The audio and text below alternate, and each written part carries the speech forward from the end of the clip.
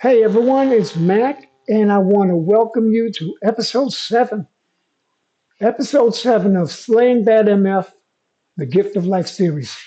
Okay, so you might remember, and I'm going to speak to this before I speak to the MF part of this. But when I hurt myself because of a bad fall back in February, um, I never really had an opportunity to address it because we were still addressing all the issues with the myelofibrosis. So yesterday was the first opportunity to really address it. And so the doctor performed some form of acupuncture on both my arms, both my hands, several of my fingers. They were all jacked when I took this fall. And so again, this is the first opportunity to really deal with it. And so I did acupuncture yesterday, and I could really feel the difference when the nurse put those needles in and hit the right spots, uh, forced them spasms, you know, and I think it has given me some relief. Now, it's not going to be perfect. It's not going to just completely go away, but I feel a lot better now than I did before yesterday. I know that. And so, this is just another step in the right direction as far as my overall health getting back to where it needs to be.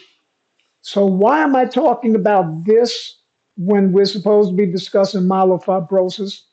That's very simple. This is all a part of it.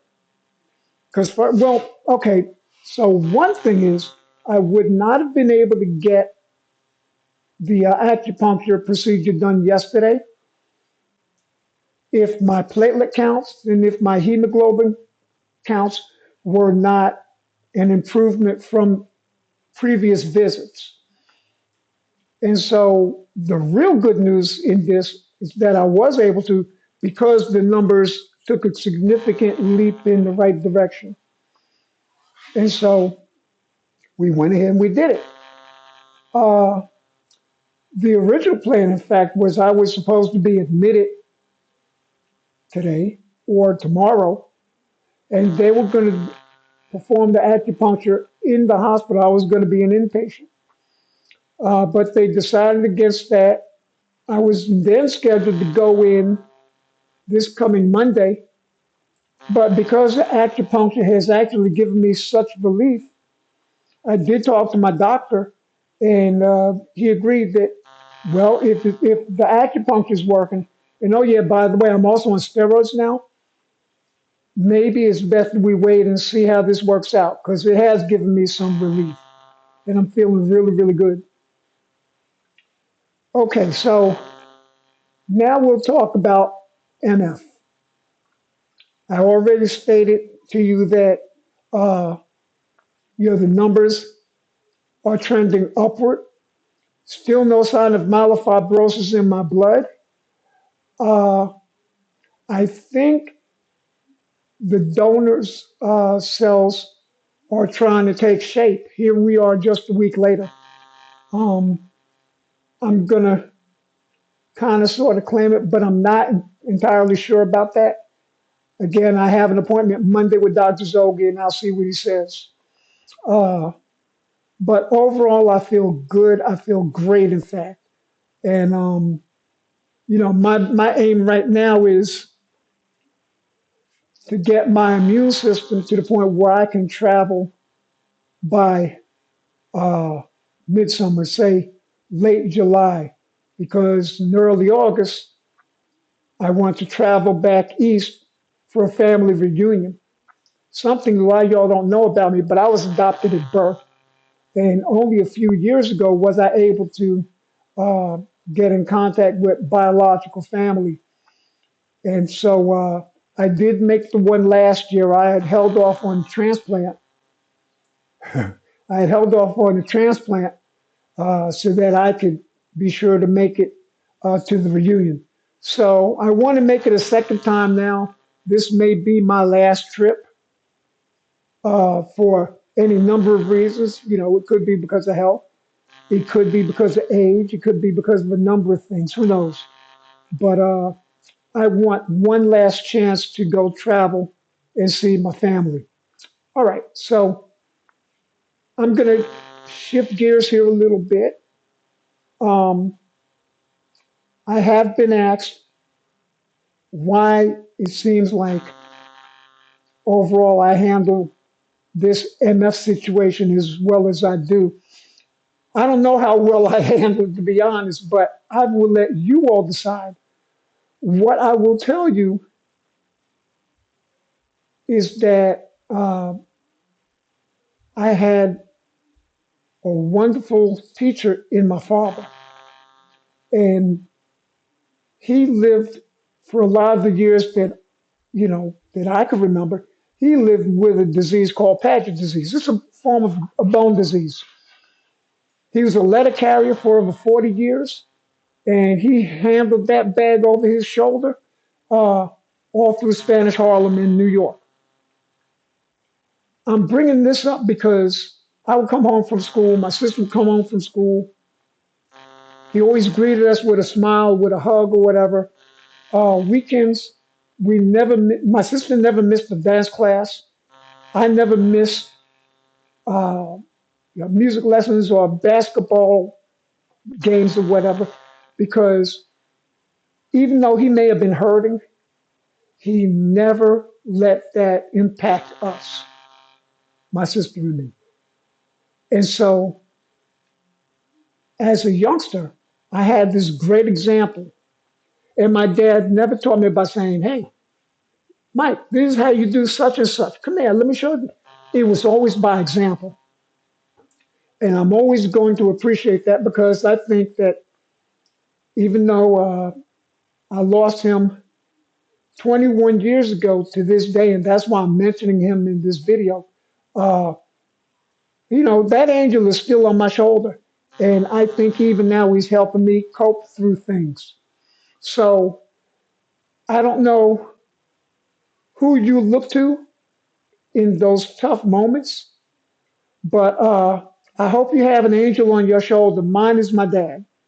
And yeah, I know with Mother's Day coming up in a couple of days, and everybody's talking about their mother. Well, what I'll tell you about my mother is while my father perhaps instilled the mental strength in me to move forward and just push through, my mother, I think, is the one who instilled the power of positive thinking.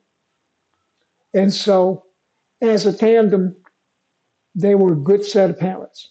So, uh, Dad, if you're listening up there, thanks for the lessons. And I hope, like I said, I hope you all have somebody. All right. This is a real short video. I understand you might be expecting a little bit more, but I don't have anything more to give right now, except, well, there is one more thing. You see this shirt I'm wearing?